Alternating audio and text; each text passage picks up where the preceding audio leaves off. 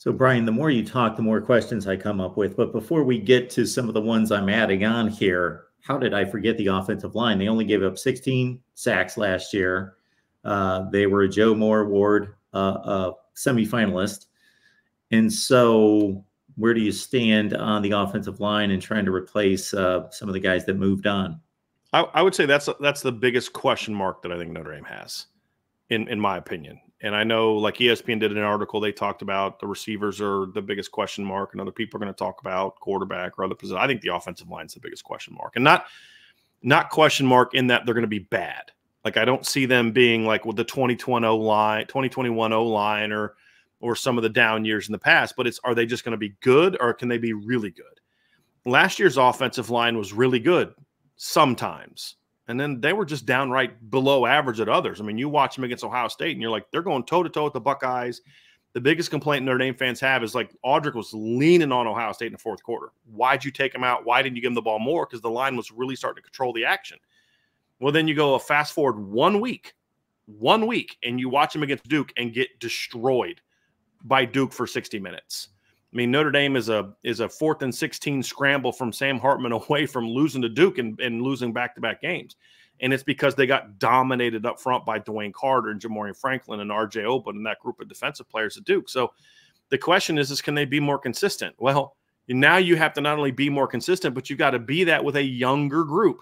You lose Joe Alt and his 20-plus – actually, by the time he was done, he had over 30 career starts for the top 5 NFL draft pick. Blake Fisher goes in round 2. He had over 20 career starts. Zeke Correll goes in the transfer portal, partly because he wasn't going to start at center anymore. And you're replacing him with a redshirt freshman at left tackle. And right now it's looking like Emil Wagner is going to win the right tackle job, who's a redshirt sophomore who's never started a game. So it's going to be young. And the one position I don't want to be young is offensive line. I don't care about youth and experience at running back. I don't care about it at receiver. Never have. Definitely not today's game. I don't even care a ton about it at corner. I think you can live with it at linebacker. The one place you do not want to be young and inexperienced is the offensive line. And that's where Notre Dame is. So the question is, can the talent overcome the lack of experience? That's the biggest question mark that could tell me if Notre Dame is going to be a really good team or a team that could potentially, make a deep playoff run, which is what you expect the coach to do once you kind of get into year 3 at a place like Notre Dame. So I think that's the biggest question mark. I think they should be good up the middle. I mean, we saw this line actually start a game together, sort of. If Emil Wagner beats out Tosh Baker, then they'll have a new right tackle. But the right guard over the left tackle, they started the bowl game against Oregon State. They scored 40 points. They had 450 yards of offense, ran for over 230 yards. We saw this center guard combo play together for 3 games, and Notre Dame ran for, I think, about 236 yards per game. In those 3 games, those guys played together. Now, it's against Wake Forest, Stanford, and Oregon State, who was missing half their defense, right? But they're not complete newbies. We've at least seen something from them, and at least at a short period of time, they looked pretty good. But now the question is, can they do it consistently? Can they do it when the competition ramps up, right?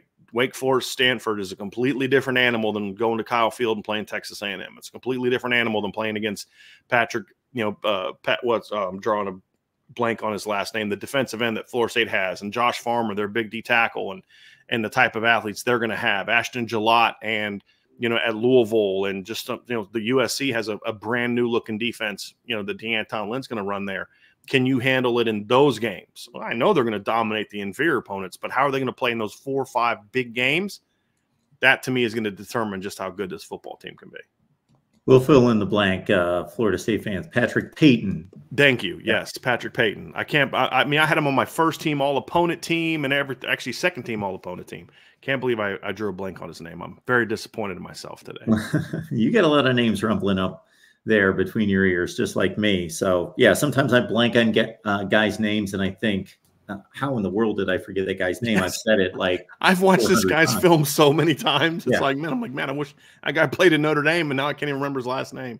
And I tend to forget guys that, I watched play 10 or 15 years ago that had like 8-year NFL careers, and I watched them 200 times, and I'm like, I can't believe I can't remember that guy's name.